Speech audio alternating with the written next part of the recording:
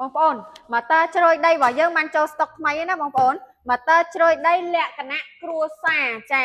គឺសម្រាប់បងប្អូនដែលចង់ដាំដំណាំនៅផ្ទះហើយពិបាកនៅក្នុងការជ្រោយដីនេះបងប្អូនមកនេះមកមើលពីម៉ូទ័រយើង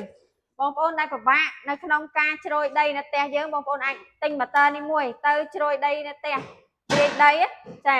ចឹងសម្រាប់ម៉ូទ័រនេះកម្លាំងថ្មរបស់វា21 វ៉ុលបងប្អូនសាកថ្មម្ដងអាចវាយបានរហូតដល់2 ទៅ 3 ម៉ោងបងប្អូនកាត់បន្ថយកម្លាំងបងប្អូនខ្លាំងបានច្រើនខ្លាំងមែនតើអញ្ចឹងសម្រាប់បងប្អូនដែលចង់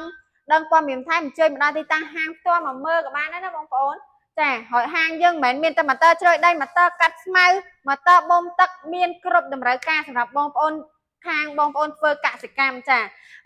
ធុងបាញ់ថ្នាំក៏យើងមានចាអញ្ចឹងមានគ្រប់ទាំងអស់ឲ្យតែផលិតផលពាក់ព័ន្ធជាមួយនឹងគ្រឿងកសិកម្មបងប្អូនអាចអញ្ជើញមកដល់ Water Pro ដើម្បីទទួលបានព័ត៌មានបន្ថែមនិងអញ្ជើញមកមើលម៉ូទ័ររបស់យើងគ្រប់ model ទាំងអស់បងប្អូនចាអរគុណ